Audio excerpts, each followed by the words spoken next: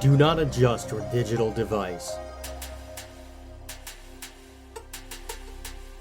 What you are about to see and hear may shock and appall you.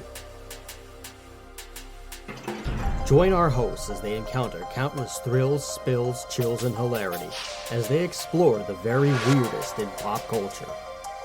The following media is so strange, so beyond the scope of what is normal, it will make you ask the question, why does this exist?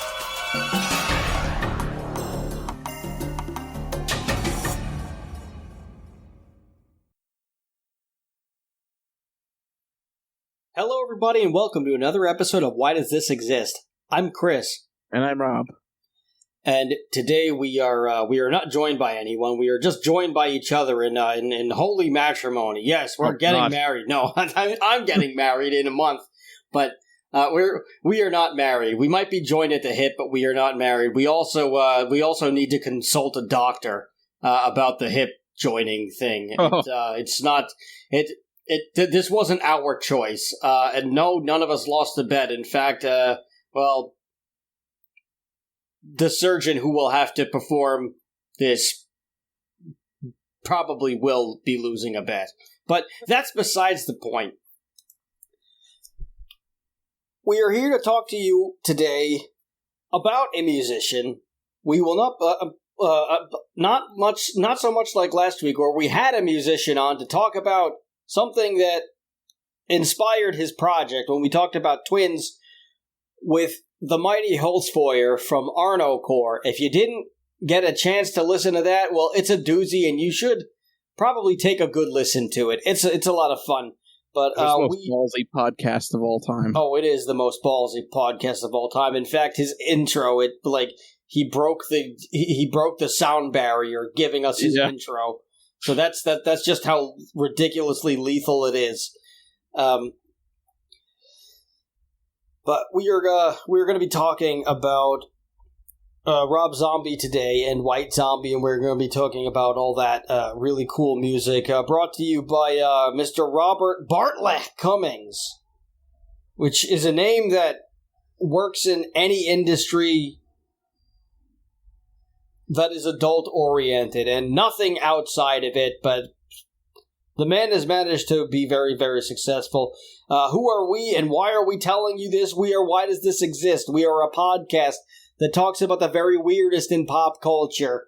Whether it's strange movies like Twins from last week, strange bands and music like we are about to talk about, some strange video games as we are going to get to next week when we speak about the Spyro games, and many, many, many other things. But at some point, we were talking with our pal Chuck, and he suggests that we just do a whole project of very stupid episodes and possibly an episode of weird sex fetishes. Because, I guess so. I don't know. Maybe we'll do it. Maybe we won't.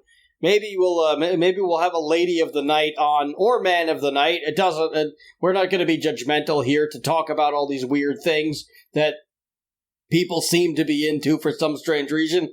But enough about that.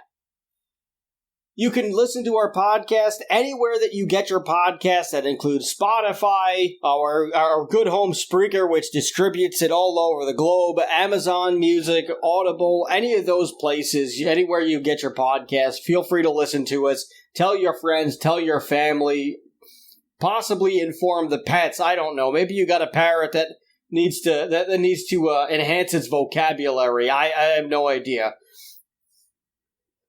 But you can do all that you can do that anywhere you want. Just be sure to give us a 5-star rating so that other people can find out about it so that we can make money on this. Speaking of ways to make money, you can help us out by heading over to our YouTube channel and subscribing, commenting, and liking everything or even disliking it. The dislike doesn't even matter anymore. You can give us a bad comment and nobody will care because more people will find us that way. So just engage and that's about it. It's Why Does This Exist with a question mark. You can also give us real physical, cold hard cash, dinero, scarol. What the hell is the Greek currency? It doesn't matter. That's completely worthless. Crypto. You could give us some crypto, even though most of that is pretty worthless too. But you can do whatever you want to do, but you can really just physically support us financially by being our sugar mama and or daddy, I don't know, and heading over to patreon.com/whydoesthisexist.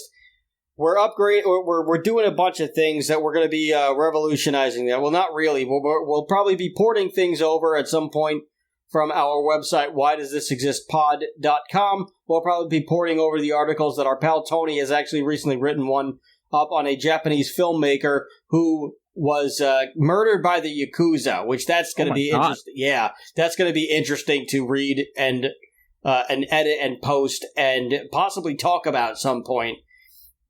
So thank you, Tony, for doing that cool thing that you do. And just head on over patreon.com/whydoesthisexist.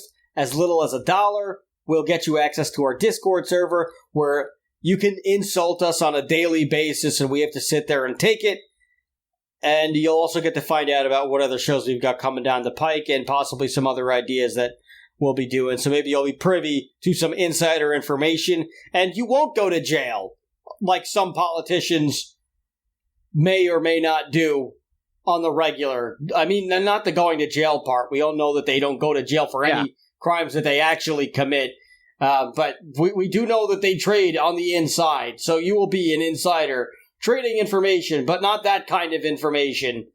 We don't know anything about the stock market. We're complete idiots, in case you haven't figured it out by now.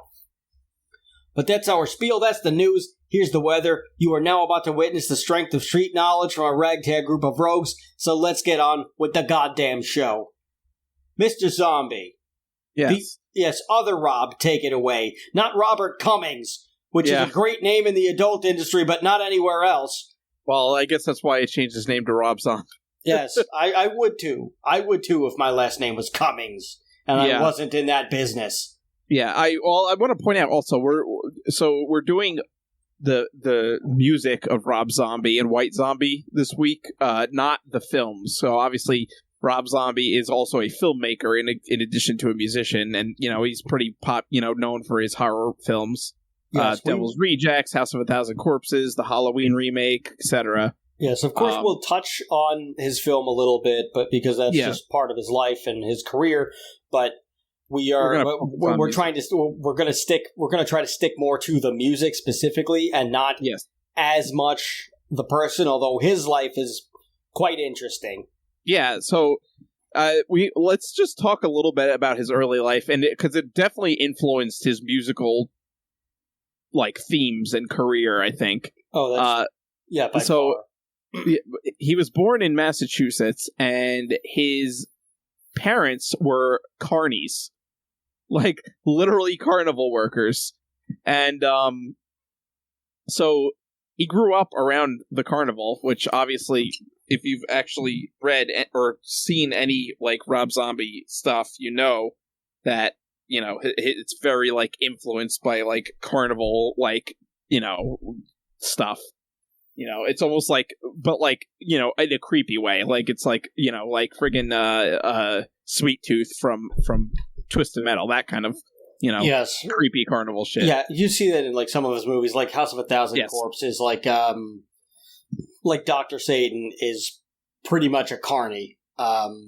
He's there was a movie that he wanted to do called 13 something, or was it 3 from Hell? I haven't seen all of his movies. I was listening to his interview with Joe Rogan, and he was talking. Oh, it's 31. That's what it was. 31, and I think it was these people get stuck in a carnival and they would need to get out or something. But all the carny stuff has influenced a lot of the look of his music and a lot of his stage show and everything. It very much has that carny, that creepy carnival presence that you see. And the music videos for his songs are often influenced by carnival kind of things.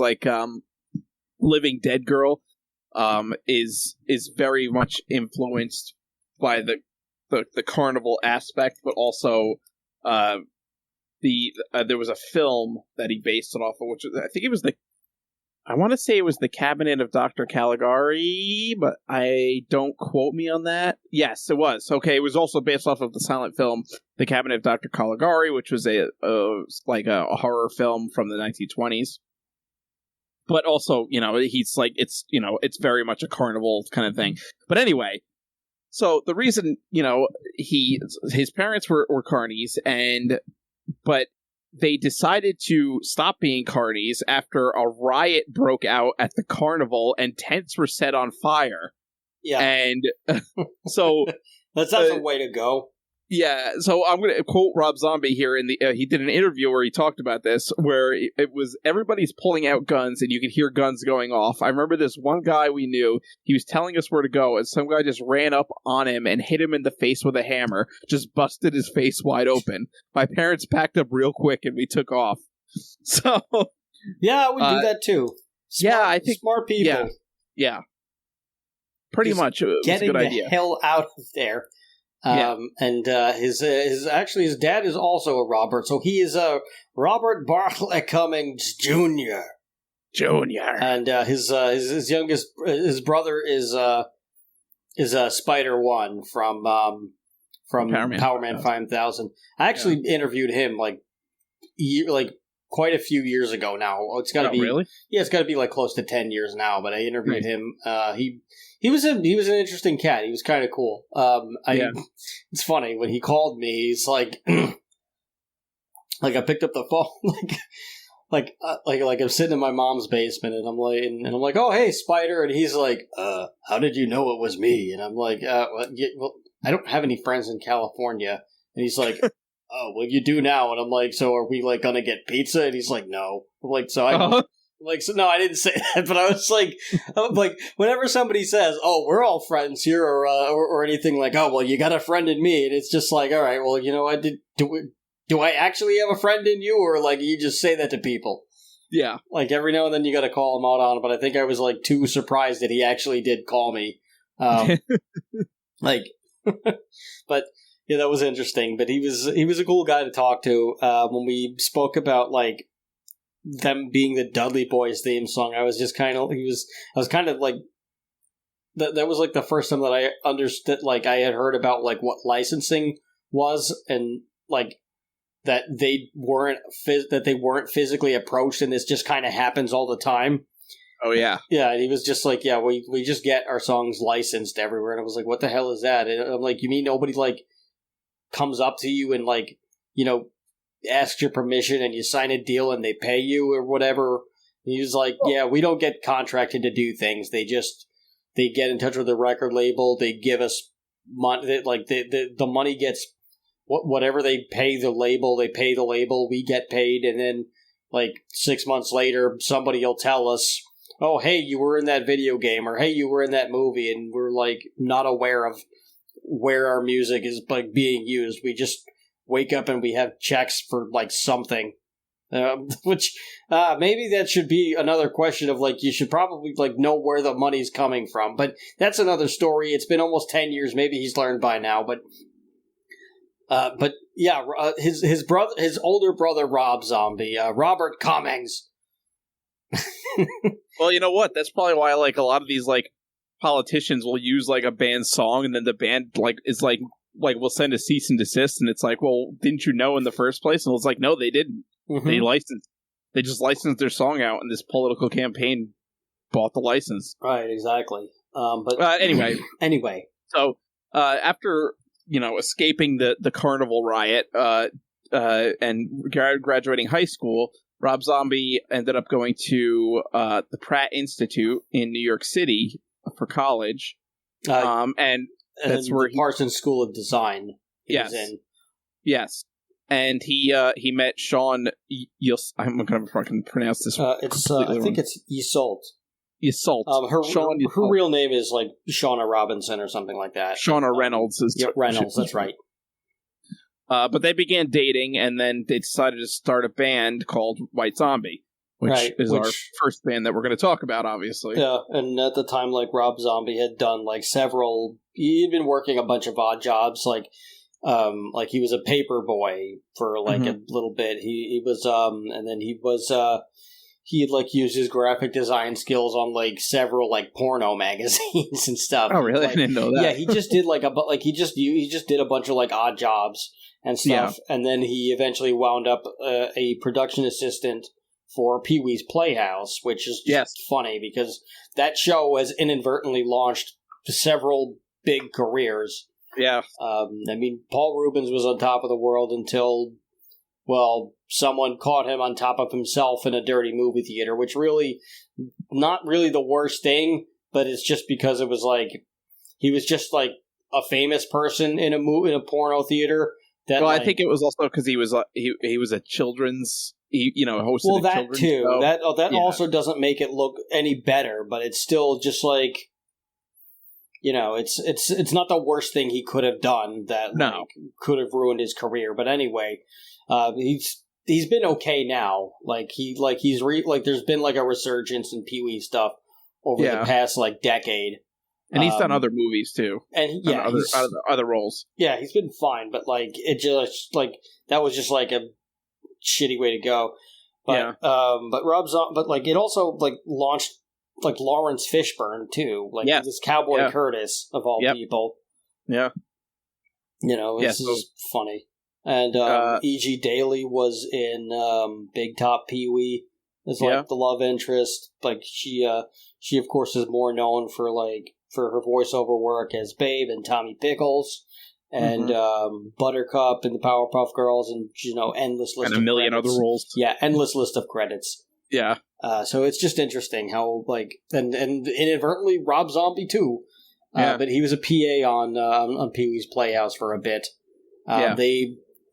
His name, his stage name was originally Rob Straker. That's interesting. Yeah, on the first two White Zombie albums, he is Rob Straker, and he eventually changed the name to Rob Zombie. Yeah, which he took from obviously the band name White Zombie, which is also the name of the film White Zombie, which is where they got the name for the band. Right. It was a Bela Lugosi film from 1932. White Zombie's early albums were way different than I think what most people, when you say White Zombie, what they think of. We had listened to a little bit of it, and White Zombie's first album, to me, almost sounds a lot like early Rollins era Black Flag. Kind of. It's very raw. It's more of a when they started, they were more of just a noise rock band. They had all these odd ideas, and Shawn Schultz, she's a major influence just in general for just women everywhere, because there weren't really any girls in any bands ever. There were a couple in punk bands, metal bands. Joan Jett and stuff. Yeah, and the Runaways. Yeah, and in metal, maybe you had Lita Ford and a handful of other people. Also from the Runaways. Yeah, it's the two women that were famous in rock music were both from the same band that broke up, and they did their own solo careers, basically. Yeah, I mean, pretty much. And then you had you had Heart, and you had the Great Cat. Yeah, the Great Cat. Just a handful of. Just you could probably count the amount of women musicians in rock and metal at that point. Great Cat was probably the only heavy metal woman in heavy metal at the time. I think so. One of the few. Yeah, until Shawn Salt. Yeah, if you could count the names on two hands, then wow. But there was a Girls' School was another one. Yes, yeah. But there's only a handful of women that even were playing rock music, let alone metal. Yeah, and she ushered in a whole generation of just little girls who were oh my god, you could I can be in a famous metal band too and stuff. Or just girls coming to the shows because they wanted to hang out with her. Yeah. Well, and also, I think, too, she kind of, changed the image of women in rock music, because a lot of those women that were in rock music would dress, very, scantily, because they were like look at, groupie girls and stuff. Exactly. So they would like dress like like you look at someone like Wendy O. Williams who would like wear like basically almost nothing on stage, and that was like kind of like part of it, I guess, a little bit. Like it was a little bit of like a sex appeal thing to like actually get some popularity. So Sean is all like really kind of like changed that image because she didn't dress like in a bathing suit or a bra and panties on stage. She basically like just wore like regular like metal clothes, like a t-shirt and a friggin' like denim vest, Yeah, like she was the leader of metal, basically. Yes. Yeah, kind of. If you want to tie it back to wrestling, even though I would say that Lita possibly like pulled some influence from Sonya Salt too. But I mean, I don't know for sure, but I could draw that. Like you could see where I could draw that conclusion. Yeah. But either way, like she's a freaking hell of a pioneer, and she's very underrated in in her ability and just her contribution. Like her book, I'm with the band. I don't have it anymore, but I used to. It's a really, really great book, and she has, it's more of a scrapbook than a biography, but she's got so many great freaking pictures in there. Like, that book alone is worth having just for the pictures. Yeah. And I'm not saying that as someone who can't read. I'm saying that as somebody, she's got, pictures with, all the Typo guys, all the Pantera guys, just so many, just so many metal guys, just so many iconic metal bands that she's got all these great pictures of them, and it's all so candid and everything, and just from her stuff at home to pictures of her with her with her dad and stuff, and just so many different things that you could see in all these candid pictures with her and White Zombie in the early days, and she's got all these scans of backstage passes, and it's a great book just to just to sift through as a great just a coffee table book to have in the house or something. It's one of those metal books that you should probably own because there's so many cool images in there. I would say it's definitely a top-notch book for something like that. Yeah. As a memoir, it's one of the better ones out there. Yeah. But yeah, she had a huge contribution to that too. They dated for 7 years. Yeah. And then it just kind of got rocky, but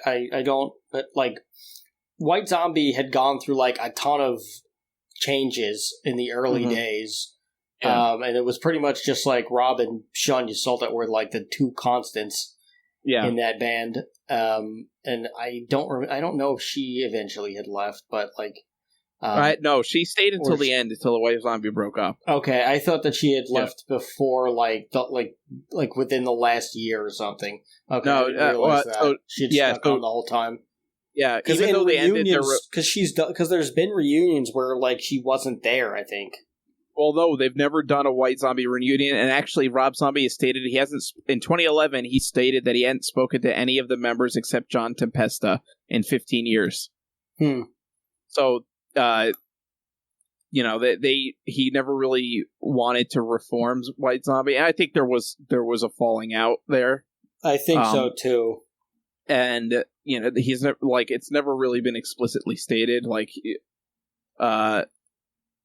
Rob Zombie really has no interest in talking about it because he doesn't want, which is fair. If it's I have a respect for that, for not wanting to air dirty laundry out in public. You know? And to clarify, by reunions, I didn't mean a full on reunion. I mean, if they had done John Tempesta and so and so doing playing the music of White Zombie or something like that.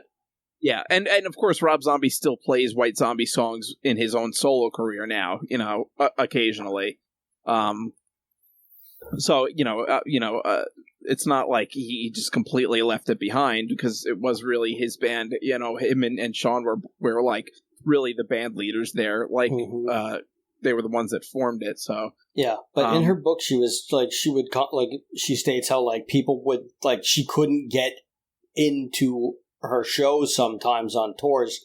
Like, she would have difficulty getting in because they didn't really know what they looked like. There wasn't, like, it was the early days of the internet, so she would, like, show up with her backstage pass and whatever to, like, go to the show, and they would just, like, and, like, the security guards or whatever, they would just be like, oh, no, you know, you, like, the show hasn't started yet, you can't come backstage yet, the band's got to get ready. She's like, I'm in the band, which is where she gets the title of that book, where they, like, just, for some stupid reason, it, like, it didn't click in like, a lot of people's heads that the band, that, like, there could be, like, a female member of a metal band, like, which is just stupid, but, like, it goes to show you what the time period was like.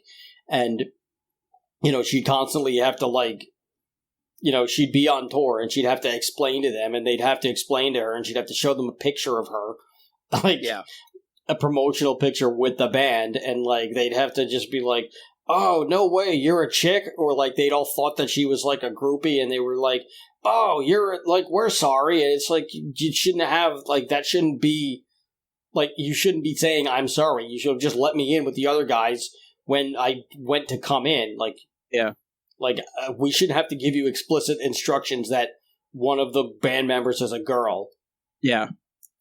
So, I mean, like, now, like, there's no problems with things like that. But at the time, you know, it was just a dumb oversight.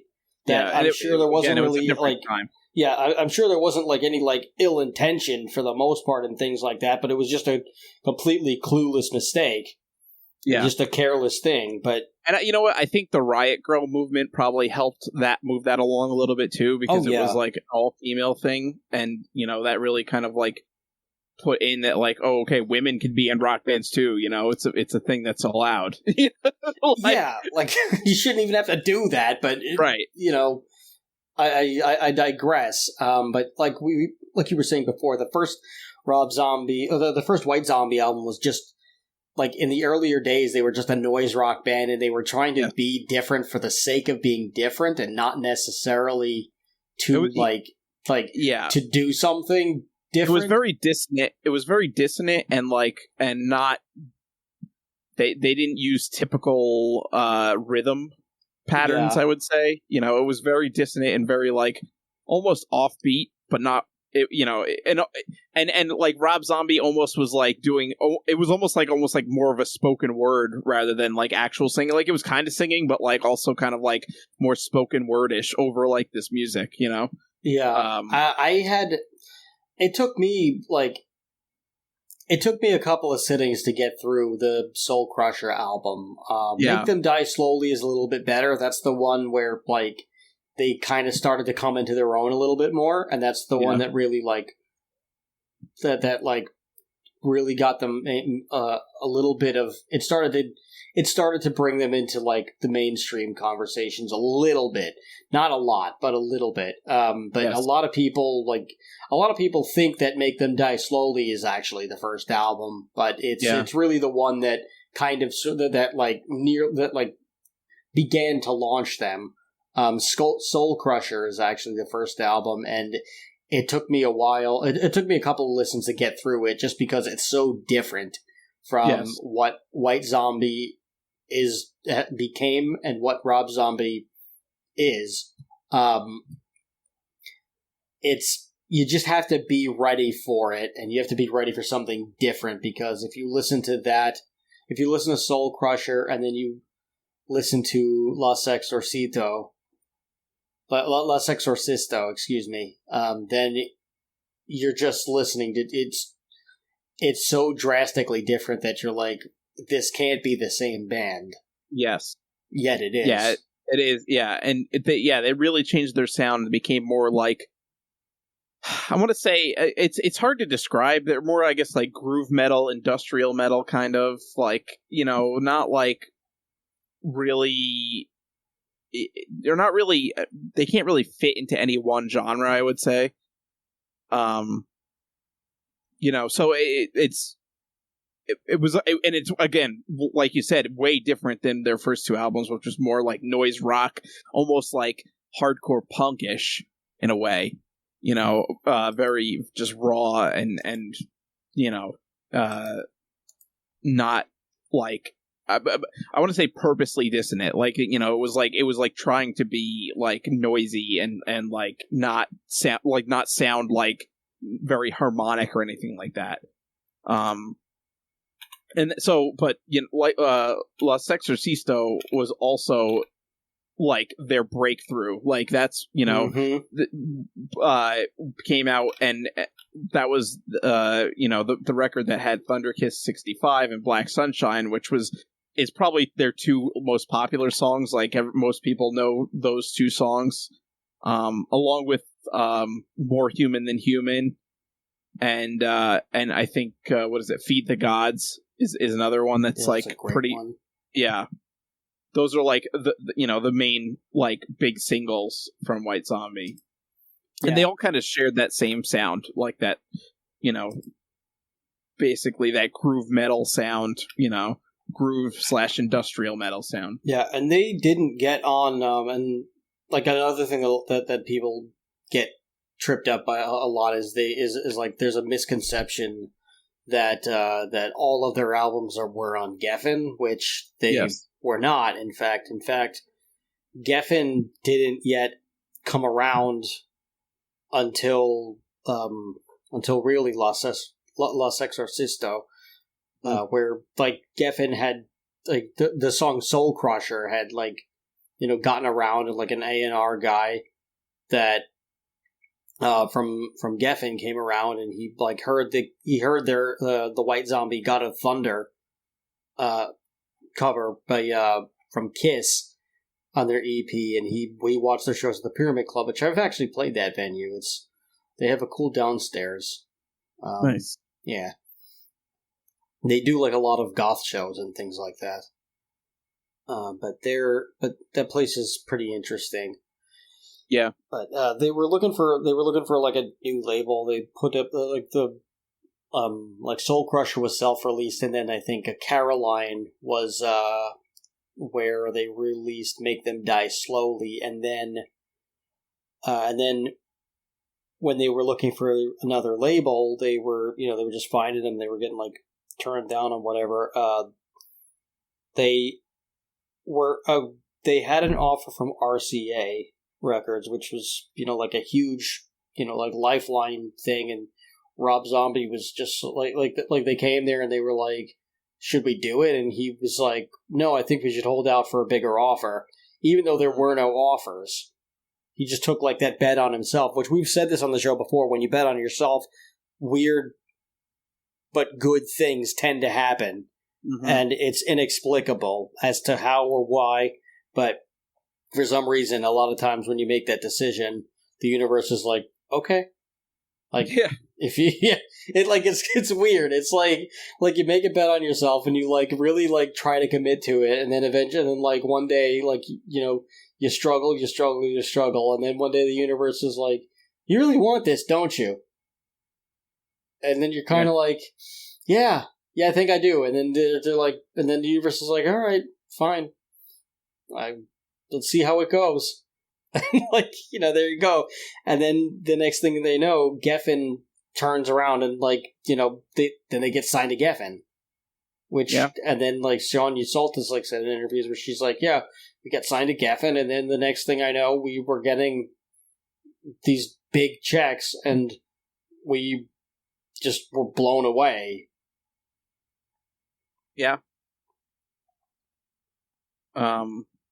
I think, and also, into the 90s, they started releasing songs for movie soundtracks. More Human Than Human was featured in The Cable Guy. That's a great movie. I'd love to talk about that one day. Yeah, it is a great movie. And Feed the Gods was in Airheads, another great movie we should talk about. Oh, yeah, that's a fun one. And then probably one of the most famous ones was in Beavis and Butthead Do America. They actually had, a whole music video sequence to the song Rat Things, Suicide Tanks, and Cannibal Girls. Yeah, which Rob Zombie animated. Yeah. And it's very much Rob Zombie's like style. You could tell it's it's his baby, It's very his influence is there. But unfortunately, as things often do in the rock world, White Zombie broke up in, was it 1995, I want to say? 98. 98? Yeah, 98. Yeah. So, and like we said before, there was some kind of falling out. There was bad blood there, unfortunately, which happens. Tends to happen. And, uncommon, unfortunately. Not uncommon. A lot of the times it has nothing to do with the members growing apart or the members disagreeing. It usually has most to do with financial issues caused by the label. It is 90. I would say it's got to be like 85% the label, if not higher. Yeah. For any reason a band breaks up, it's almost always due to money or someone dying. And if it's the financial reason, it's pretty much always the label's fault. Yes. Because the label takes advantage of they just take advantage of the artists. It's baked into the contracts, like it's basically, like the contract is basically, and even more so now than before, because they've been using these same contracts for like almost 100 years, basically. Mm-hmm. And the language hasn't changed. The amount of money has not been adjusted for inflation. So they're still making the pennies on the dollar, which, when these contracts were initially drawn up, the pennies on the dollar, it added up to something where, like, now, a pennies on the dollar contract, you're like, you really can't afford to do much of anything with it. And you barely make any money, and the label makes the most money, and everyone else gets paid before you, and you get the crumbs from your work, and then the label owns everything. So, until you own your masters, which we've spoken about on one of the earlier episodes, I want to say like the first or second episode or something like that. Yeah. The minute you own your masters, that's when you can really start making money. But until you own your masters, you're pretty damn screwed. It's like bad. Signing a deal with the devil. Basically, it's real bad. Yeah. And the label owns everything. So, if you get a big house, it's not your house; it's the label's house, because the label wants you wants you to project a certain image. So they're like, oh, why don't you buy this mansion? Why don't you buy this Ferrari? And you're like, yeah, I'm a dumb 22-year-old, of course. Yeah, I'll sign for it. Yeah, let me put my name on it. The label's name isn't on the contract, so when the money dries up, it's your ass. But you don't know that. The money is not yours. And you're indebted to the label. So now the label is just like, okay, well, all right, well, you used to owe us $70,000 for the recording of your album. Mm-hmm. And you got this Ferrari, and you got the house that we told you to buy. So you owe us $7 million? And you're just like, what? And that's, and then, they tie you to the wheel, and then you have to you have to keep doing more music and playing more shows and being on the road. And it was like, that's the standard for the longest time now. And I have no idea if it's changing. I haven't really been I've been way out of the loop in the business side for a while now. Yeah. But the contracts are very bad most of the time. Like, unless you're with a small independent label, it is so one-sided, the contract, that it's not funny. And that's probably what happened here. I want to say it probably had something to do with... It most likely had something to do with money. And also, I'm sure, like, with Rob Zombie's... Like, with him taking over, I'm sure a lot of, like, label executives were in his ear, just like, oh, well, it should just be you. Like, you don't need anybody else or whatever. And, I'm not saying that that's why he did the solo stuff. He probably wanted to do it anyway.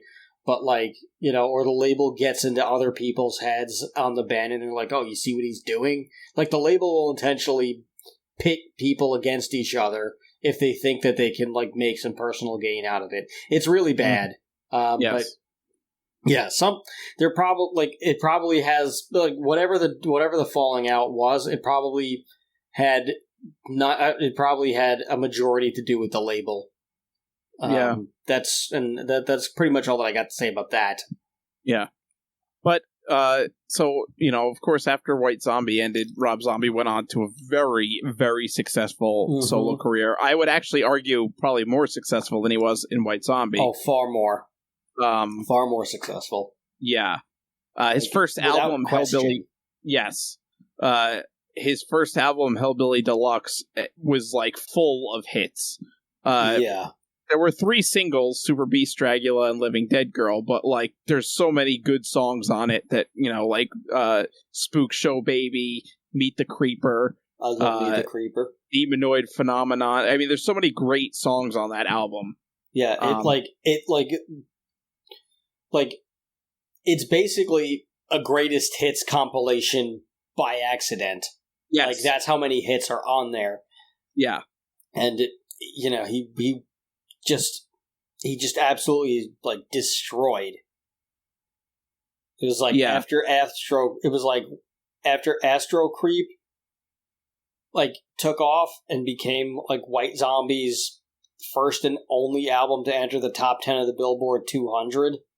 He which he directed the video for More Human Than Human, and he also has directed most of his own music videos. Yeah, if not all of them. I don't know how many. Yes. I think he's done all of them, but he's done most, if not all of them. Yes, and of course he's starred in his music videos because it was his music. But yeah, and just it, his stage show also is just like so crazy, and like there's a lot of like shock rockers that have these huge stage shows. I mean, Alice Cooper obviously is the one that everybody thinks of with his crazy stage show, but I would say Rob Zombie's is even crazier than that. Like really. He goes big or goes home. Oh yeah, I've only seen like some videos here and there, and maybe like I haven't watched the full concert video. I've always wanted to see him. He's always been on my to-do list. He actually just played like in PNC like right around here like last week, which I'm really PO'd about that I didn't know. But also there was no way that I was going to get down there on a Monday. Yeah. It just wasn't going to happen. But I would have really I really need to see him at some point. Because he's just one of those bucket list bands that I need to see. That I would be really upset if I didn't get to see him. Yeah, I was able to see him once, and it was a great show. He really brought down the place. He almost, I would say he treats his live show almost like as if he was writing like a stage play. Because again, his most of not only is he a musician, he also is a filmmaker too. Right. And I think he kind of applies that to his stage show when he's playing music. It's very big. The sets are very complicated. The costumes are very complicated. So it's almost like watching like a live musical, that he produced basically. That's awesome. I mean, it's similar to it takes from the Alice Cooper playbook. Of course, yeah. It's very... And obviously Alice Cooper is a huge influence on Rob Zombie. I'm pretty sure he said that many times. Oh, yeah. And they toured together when they did the Gruesome Twosome tour, which... Yeah. Which would have been an amazing tour to go see, because that's how could you beat that stage show? I was trying to get tickets to that so badly. I was in college, I think, when that. Yeah, I was either in or about to start college, so I didn't have any money at the time, and I wasn't going to ask my parents because my dad hates Rob Zombie, and he hates Rob Zombie's music. Actually, this is a funny story. So my dad, so I was in the 8th grade. And Rob Zombie's, So, well, first of all, I could go back a little bit. I started listening to Rob Zombie, which I've said this in the Twisted Metal episode, I believe. I started listening to Rob Zombie, and I first heard Rob Zombie from Twisted Metal 4 because he was a character on there, and you could listen to his you could listen to the soundtrack for like you could pop the CD, you could pop the game in to your CD player. into like your CD player or your Walkman or Discman or whatever, and like you could just listen to whatever bands they had licensed for the game, and Super Beast was on there, and Dragula, and there may have been a couple of others. I know for Twisted Metal 3, he composed the original score for that one. I had gotten that one later, and I first heard it from there. So I was like, oh man, this Rob Zombie guy is friggin' awesome. I've got to figure out. And I saw like his music video for like Dragula and a couple of other things. And I'm like, oh man, I'm 13. He curses. I got to find a way to get I have to find a way to get to Best Buy and like convince one of my parents to or somebody's parents to take me there and unwittingly buy this without looking at the parental advisory label. Like I have to figure out how to flip the CD upside down so that they don't see the label and they just check it out, and I'll just buy it. So, so I did. So I think I got my mom to come with me. I told her that that I wanted a Seven Dust CD, which I did, because it was the theme song for, I think the song Enemy was the theme song for a WWF pay-per-view. Yeah. It may have been one of the Unforgiven ones. 2002, maybe, or 2001, or 2003, around there. And at the same time, Rob Zombie Past, Present, and Future 3-disc set came out, which had all of his music videos at that point, from White Zombie to Rob Zombie, and it had the White Zombie stuff and the Rob Zombie stuff, and and the third disc was all the music videos, which that's a great pickup if you could get it and you still appreciate things like that, just physical things, and you still have a CD and DVD player, of course, but it's a great pickup. And I was listening to it religiously, and it was freaking awesome, and I loved it. And I come home one day from, I don't know, I think it was comic book day, so I went to the comic book store with my friend, and then we went to 7-Eleven, and then I went to his house, and we just hung out, right? And I get home, and I hear Rob Zombie playing in the house, and I'm like, who turned on Rob Zombie? So I come upstairs, and it's my dad, and then I'm like, and he's blasting it, and he is so pissed off, he's so visibly angry about what's going on, and I'm like, Dad, you like Rob Zombie? And he's like, I fucking hate this. He's like, why would you do this? He's like, this is complete sacrilege. This is an atrocity. This is an abomination. This man is going to hell, and you're going to hell with him for listening to this. And I'm like, Dad, you never go to church. Dad, I have never seen you in a church on purpose, unless it was Easter and you needed to show face, or it was some kind of a Christmas thing. I have never, you don't go to church. And he's like, well, your uncle's a priest. And I'm like, well, that doesn't mean anything. My uncle being a priest has nothing to do with why you're listening to Rob Zombie and why him and I are now going to hell together, which I guess might be fun, and that might be my only opportunity to meet him. So, I guess thanks for that, Dad. But he's like, oh, you're going to hell. This is sacrilege. And he's showing me the album art, and he's flashing it in my face. And he's waving it around like some kind of crazy Bible thumper. He's like, look at it! Look at it! And I'm like, yeah, it's really cool. He probably painted it himself. And he's like, he's depicting himself as Jesus Christ. And I'm like, no, he's not. He's like, I'm like, Dad, he's not depicting himself like Jesus Christ. I'm pretty sure you're reading a little too much into this. And he's like, it's sacrilege. He's like, listen to these lyrics. Living dead girl. Huh? Do you want? He's like, I want to be one with the dead. He's like, he's talking about necrophilia. And I'm like, Dad, he's talking about, most of his songs are about old horror movies. And he's like, that's not true. He just says that. And I'm like, he doesn't just say that, Dad. He I'm pretty sure that he wouldn't just lie to people to he seems like the type of person that would be into old horror movies. So like, why would I not believe him that he's like doing this to bring me into hell with him and steal my soul? I'm also pretty sure that if you steal somebody's soul, that's not how it works. I'm pretty sure you have to sign a legally binding contract. Maybe in blood, maybe in other bodily fluids, maybe with a normal pen. I don't know. I've never been approached for my soul. I guess it's and you have to go to the worthy. crossroads, like the crossroads in Georgia or something. Which I guess is probably like the DMV for hell. Yeah.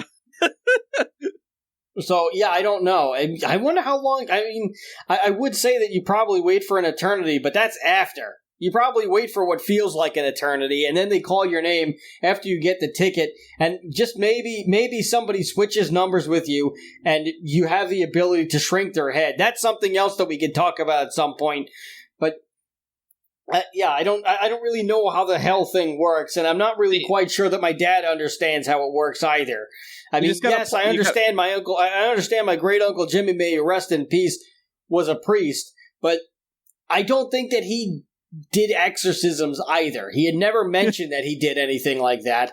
He was like a priest in the military, so he mostly just did POW camps and things like that, and read people their last rites in things like that. He didn't really do too much. I mean, he was a regular priest, on the off season, I guess, when he wasn't in the line of duty. But I don't think he did. He never mentioned doing an exorcism.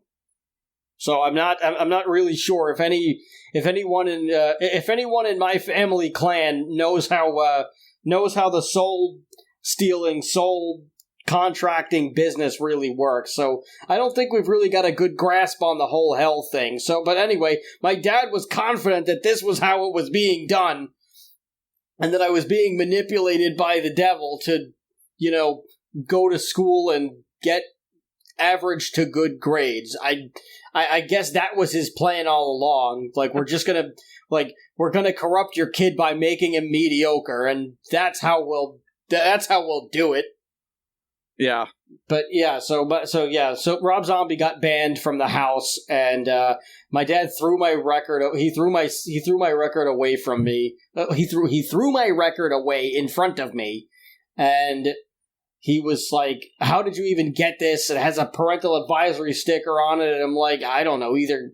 I'm like, "Well, somebody took me to Best Buy and I bought it." And he's like, "What about the person behind the register?" And he's like, "We're going to Best Buy now." And I'm like, "I don't know who it was. They probably don't even work there anymore. This was like 3 or 4 months ago." It's like, yeah. I couldn't tell you who sold this to me if you had a gun to my head, or a contract in hand for my soul, better yet. But yeah, I don't know. I got grounded for like 2 months or something stupid that. Yeah, I got he gave me I got grounded for an absurd amount of time, which of course that didn't stick when my mom was like, "You did all this over his stupid music?" Yeah, well, I was gonna say, if you listen to Slayer, that's worse than Rob Zombie. Well, this was before I listened to Slayer, but I soon discovered Slayer a couple of months after that, and I was like, okay, well, now I know I just have to hide this better. Yeah, just use Rob Zombie as oh no, you threw away my only Rob Zombie record. Now I'll never listen to Satanic and just listen to Slayer instead. No, I was just okay, so now Rob Zombie record is just the red herring. Yeah, right. Rob Zombie just basically was the gold standard for okay, so this is the right way and the wrong way to listen to the music that you like. Yeah, which that was kind of my fault because I left it out in the open, and my dad right there on my dresser, and my dad saw it and was mortified immediately without even knowing what it was, and was he must have just seen the word zombie and tried to do mental gymnastics to compare the album art to Jesus somehow. It's just a guy with long hair and a beard at the end of the day, Dad. He's not trying to look like Jesus. But, okay, I don't know. I guess all guys with long hair and beards look like Jesus. So it's like yeah. I guess I can. I don't know. It's like there's a big Jesus convention that I'm not aware of, and they're like, yeah, we look alike. I don't know. Is that racist against Jesus's? Or I don't know. Jesus? What's the plural for Jesus? Jesus? I don't. Is Jesus already plural? I don't think so. It's one guy. Yeah, but I mean, if there's a fleet of them or a convention, would you call would they be Jesus's? That doesn't sound right. I think it's Jesus. Look at all the Jesus. Look at all the Jesus out there. I bet you there's a bunch of Jesus listening right now, and they're like, "That's not true. It's just." And they're like, "No, it's like Jesus is already plural." If your name is Jesus and you're listening to this podcast, let us know in the comments section on YouTube what the actual pluralization of Jesus is, so that we can rectify this whole thing. The pun not intended, but yeah. So yeah, for some reason, my dad did things, and he banned Rob Zombie from the house. I got grounded for an absurd amount of time. That didn't really stick, and then, of course, him and my mom got into a fight about it over her allowing me to be corrupted. Meanwhile, I'm pretty sure I was already there, and if I wasn't there at that point, that whole incident definitely put me on the path. So good going again, Dad. This lesson really worked well. Yeah, and it's it really aged and left some sort of an impression. Not quite the one that you were hoping for, but yeah. So that didn't stick. They probably had a whole thing. So if I ever meet Rob Zombie in person, I'll tell him, "Hey, you were banned from my house. Thank you for shaping my life."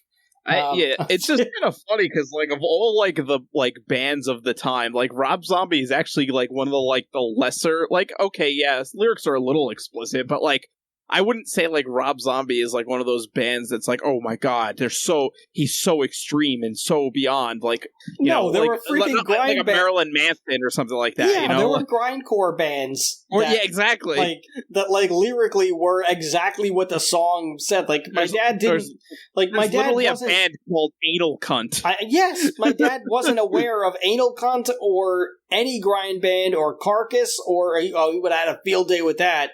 Or Cannibal Corpse. Yeah, Cannibal Corpse would have been the perfect example to say, no, Dad, that's not the most offensive thing. Let me show you something. Cancer Slug. Yeah. Just, of all the things that he could have gone after, but also I get it, Rob Zombie's mainstream, he's the hot thing, so he's an easy target. But there was even mainstream guys that were more bigger target. Exactly. He wasn't, it was oh no, horror, some guy who, does music about horror movies, and then my dad, I remember later in the week he was pissed off again because he had mentioned, and my mom's like, well, what are you mad about this time? And he was just I asked, or I said something, I forgot, I said something about or he was and he was mad, and I was like, by the way, thanks for throwing out my one source of music after when I have to deal with all these stupid assholes at school all day. And my dad is and he's still mad about it. And I'm like, well, why are you mad? It's done. And he's I was telling my friend at work about this, and you know what he said? And I'm like, what? He said, who cares? And I was like, well, yeah, because it's a stupid freaking thing that you did, and you shouldn't be telling people about this because it's dumb. And he's like, who cares? I care. That's who cares. There's so many stupid things. Now I'll talk to him about it, and he's just well, I was only protecting you, but yes, it was I did overreact. Yeah. And sometimes he still thinks that he did the right thing, which in this situation he thinks that he did, and I'm you still ended up listening to metal and everything anyway, so really it didn't stop you. It just maybe delayed you a couple of weeks. Oh no. Yeah. If anything, it taught me, okay, you need to just hide things from your parents. Exactly. That's not a good lesson. Well, see, he did the wrong thing because, that's the same thing with the Parents Music Research Center tried to do with those friggin' parental advisory stickers, and it made the albums sell out like hotcakes. Oh, exactly. So it's You don't make something taboo because that means everybody's going to want to do it. Right. That's just the human brain. Yeah, it's reverse psychology. Yes, just simply put. See, if your dad really wanted to stop you from listening, it'd be like, he would have said, "Oh man, I love Rob Zombie. I'm going to listen to it all the time now." Yeah, exactly. And then you probably been like, "Oh God, no! Exactly. I got to stop listening to it." Yes, if my dad did to Rob Zombie what he did to Phil Collins, I would hate Rob Zombie up until like 2 months ago or something. Yeah. See, that's the trick. You gotta, it's reverse psychology. Yeah, it's like Phil Collins / Genesis, Elton John, mostly Phil Collins from the Tarzan soundtrack. Elton John. Well, did he listen to anything else? I don't know. He was Lionel Richie. Barry White I didn't like because of the 5th grade dance festival thing, but that's a different story. It's not Barry White's fault. I've grown to appreciate Barry White, but that's another story for another day. But yeah, all he had to do was just say Rob Zombie's awesome, he's my favorite, and then go to the store and like buy another Rob Zombie album. Yeah. To like try to like double down on it, or at least like keep kayfabe. Yeah. And never ever listen to it again. And never ever listen to it. Only when you were there. Like you only can listen to it like only when I was in there. The house. Yeah. And then like and then I wouldn't be interested in listening to Rob Zombie or even metal. At that point maybe I would have switched over to hip hop early. Yeah. I really don't know. But he did the wrong thing and he paid the price. Yep. But that's my Rob Zombie experience growing up, I guess, if you could call it an experience. But yeah, his music is unbelievable. His videos are really awesome. Yes, I really appreciate the wackiness and how absurd they get, because like we said before, you do get that Carney vibe, but also you get this whole like what the hell is going on, because there's like constant strobing and everything, and like the color, like there's no really a set color. The color is constantly changing, throughout the videos, and it'll cut to like old clips of horror movies that are in black and white to like in color, or sometimes the whole video is in black and white. Sometimes he'll like cross his own story with the story of the video, like Living Dead Girl. There's so many absurd things that are going on, or he'll have like these weird like costumed monsters showing up. Yeah, it's like he's always doing something bizarre. But you know what? It's always like relevant to the song, which was really unique at this time, because this is the time where music videos had literally nothing to do with this. Like if you watch any music video from the late 90s, or the mid to late 90s, or even the early 2000s, the fucking music video has absolutely nothing to do with the song, at all. Well, it's like all those videos follow the same template too. Yeah, like, where it's just like the band is playing in like a garage or at a real show, and then there's a hot chick somehow connected to this. Yeah. She's like not interested, and then she ends up falling for them, and they all like drive away together to do whatever it is that they're going to do. Or like they're having an issue with their parents, so like they have to train on her because it's like always one girl in the whole band.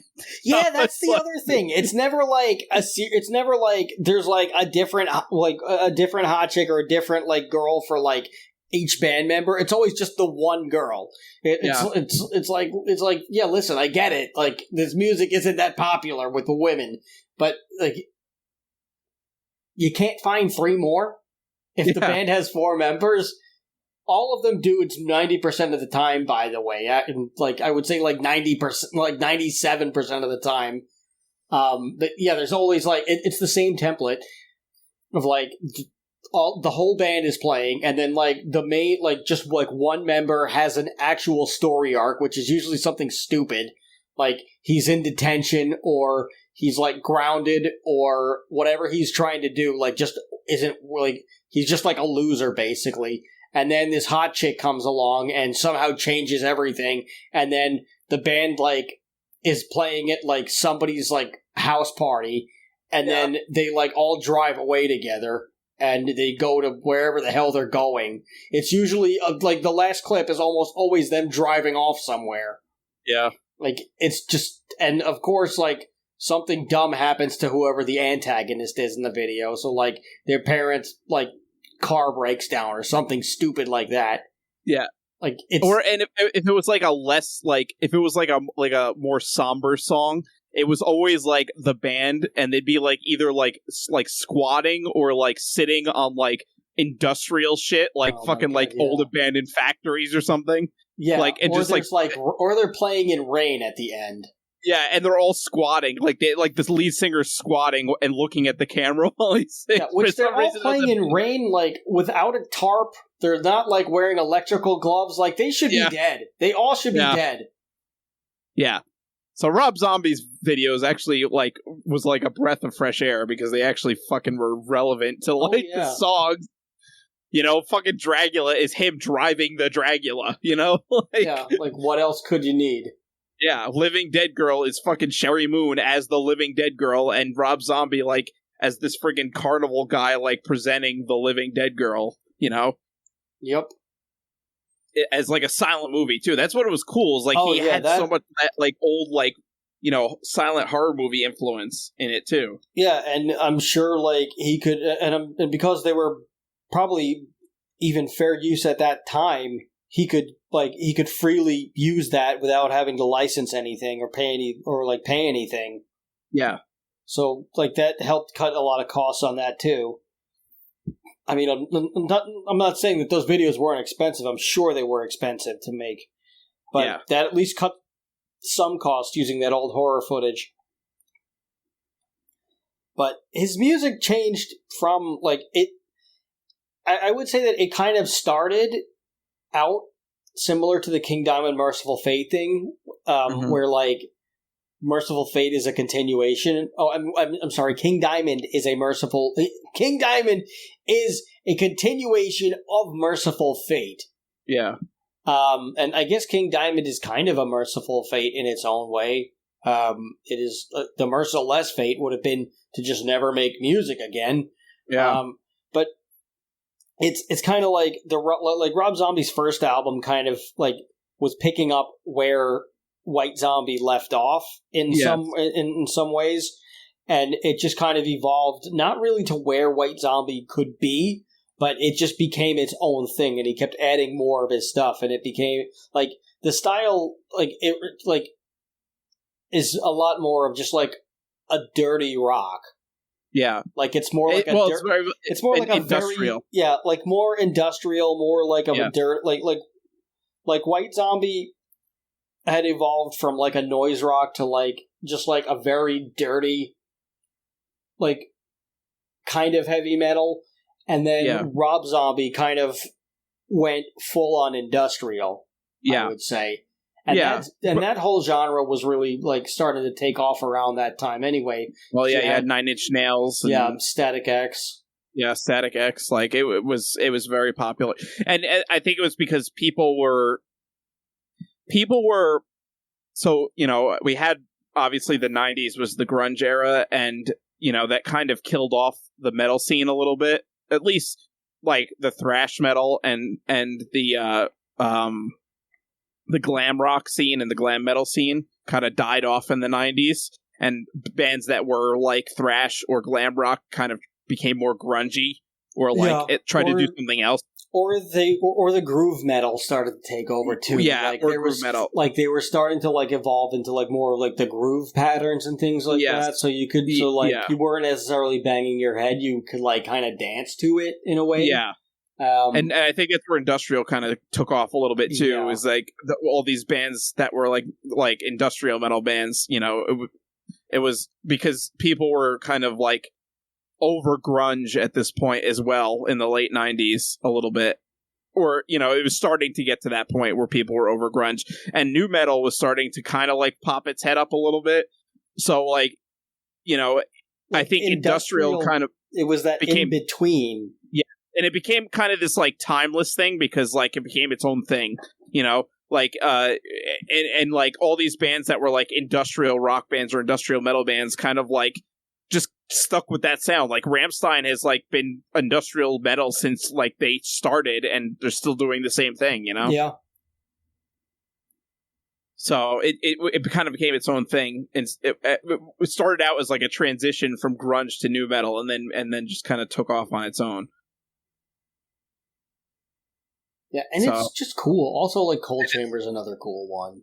Yeah, that like, despite having a very awful cover of "Shock the Monkey" by Peter Gabriel. Yeah, it's a bad stuff. It's just the worst cover I've ever heard of anything. And Fear Factory too. Fear Factory is another one. Yeah, I always forget about them for some reason. They did a really good cover of Cars by Gary Newman. Yeah, they did. But yeah, all those industrial bands, they all kind of like went away at the same time, and then they kind of came back at the same time, and they've never quite been able to like regain the popularity they once had, and they only had that popularity for a couple of years. Yeah, I want to say it was like between, I don't know, like 98 and 2002, maybe. Yeah, I would say 98 and 2003, because that's really when nu metal started to take off. Yeah. And, you know, and then like, there's not really even like a documentary on industrial metal. I mean, or maybe there is, but not a popular not one, like a well-known one. Right. Like, I'm sure there's been like a couple of like really cool, like little, like really cool, like indie ones that have been made, but there hasn't really been like one that is a little bit more well known, like a Get Thrashed or like a American Hardcore or anything like that. Yeah, but if there is one, like, let us know. That would be fun it'd be cool to check out. I mean, also that kind of popped up because rave culture was starting to become a thing. Yes, yeah. So like, and people were going to raves, and like metalheads were going to raves, and goth people, and they wanted to like listen to metal music at raves, and so, you know, but they wanted to also dance. So, you know, so this is where it came in, and like, I mean, and even now, like, I haven't gone to like a rave in a long time, and I didn't go to like a string of raves. I've been to a couple here and there, like years ago. Like I had a friend or two who was like dating a go-go dancer who like went to who like worked at the raves and stuff. So like, just not a very nice lady. To put it lightly, not a very nice lady. But they had their time in the sun. So like, if she was doing a rave, he was like, well, I mean, I'm going to go to a rave too, because that's, you know, I want to make sure that she's okay, because she's going to be there until like 4:00 in the morning. And like, you know, these people are going to be like, you know, tripping on whatever it is that they're going to be like on. Yeah. You know, so I want to make sure that she's all right. You want to come? And it's like, I mean, I don't really like her, but like, sure, she's your lady. You need to, like, you know, and I'll be your backup if you need a guy. So sure.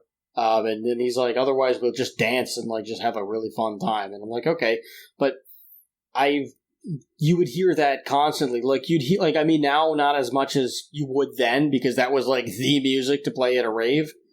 And those like, but every now and then you still hear it. Like, people still request like White Zombie or Rob Zombie or Static X or something. Like, somebody will request an industrial band, and you'll probably hear like Rammstein at some point anyway, just because that's like a de facto go-to of like every rave. But you'll at least hear a couple of industrial metal band like songs that people will just start like really getting like amped up. Yeah. But it's interesting. Raves they're an acquired taste. I don't know if you could go to I don't know if you could like do it forever, but it's definitely something that I recommend trying at least once or twice, just to like get an idea of that like weird like underground counterculture kind of thing. And it's always in an abandoned place for some reason. They never pick like, you know, like a good hall to like rent out. If you're going to a rave in like, you know, in like a real venue, it's not a real rave. You're like, well, I think they want to like, going to there's club. drug use, and they, you know, obviously they don't want the attention of the authorities, you know. Yeah, but it's really real venues have rules. No, I know, but it's really funny. It's not even like they like rent the space. Like there's all these DJs and stuff, and they've got all these things going. It's heavily promoted. Like you'll still see it. Like you'll still see the flyers everywhere, like on the trains and stuff. And then but like meanwhile, the whole thing is completely illegal. It's pretty freaking hilarious. So it's like, oh, I could go to this, but I could also go to jail if I go to this. Yeah. So it's like pick your poison, but also like if you're probably if you're like just totally clean and you just went in there and like the cops will know if they like bust a place. Most of the time they just want to get like they just want to find out who the organizer is and like you know, maybe they'll, you know, take the DJ stuff or something, but like for the most part they're just going to tell you to get the hell out, and like whoever doesn't get out immediately, those are the people that are probably going to get arrested because they're on drugs and stuff. Yeah. Where like if you're just there to like, you know, dance and have a good time, then like you'll probably have a good chance of not going to jail. I don't advise that you go to something illegal, but if you're going to a real rave, it's probably not supposed to happen. But you will hear industrial metal bands still in raves. And that's always the coolest point because everybody kind of goes nuts when that happens. Yeah. But they're fun. I will say that. And on that note, let's listen to some Rob Zombie, White Zombie tracks. Yeah, I think that's enough because we can, like we said, Rob Zombie's gone on to, you know, do a career that we don't have to repeat with like film, and his filmography like takes a similar shape from his like music videos. Like that's just the style that he's developed. But we don't need to get into his music too much. I mean, his music. We don't need to get into his movies too much. We'll save that for another episode, another day, because he's just done so many that I haven't seen. And he's going to continue to do that. And, you know, he still plays to this day, obviously. He just played last week, and he like dons like sort of a corpse paint thing because he looks a little bit more like a zombie. Yeah. Like when he's on stage, which that's also something. He's very much like Alice Cooper. He's a lot about the imagery too, and the pageantry and the theatrical nature of the show. But yeah, I don't need to be the guy to tell you that. If you're listening to this, you already know. And if you like don't know, then you got to be living under some kind of a boulder. But we'll hope. Well, let us be the fulcrum for that boulder. Right. As usual, if you're listening on Spotify or any of the regular like podcast listening devices in digital media device land, you won't be able to hear the music because our homies at our home Spreaker do not necessarily want us to play music that we do not own. Last week with Arno Core's Holtzfeuer was different when we did Twins because you had the artist right there on the show giving us the permission to use his music. Where in this circumstance, I'm not friends with Rob Zombie. Yes, I talked to his brother about 10 years ago. No, we don't hang out. Despite him saying that I'm his friend in California.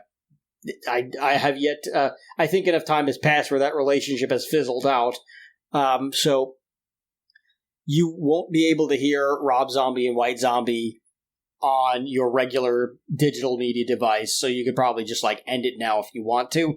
But if you're on YouTube, then the music's going to be there because we don't make any money on YouTube, and I personally do not care if YouTube ever wants to pay us. So that's that. You will hear the music on YouTube. Let's start it off. You have a particular favorite with White Zombie, or would you like to, or do you want to start with like one of the songs from Soul Crusher to just give people that evolutionary comparison. Yeah, I guess we could start off with one of those songs. Alrighty.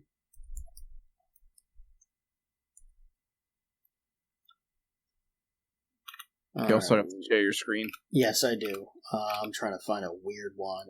Actually, Ratmouth is a weird one. And so is Diamond Ass. That's just that's a silly name for a song. Alright, let me share my screen.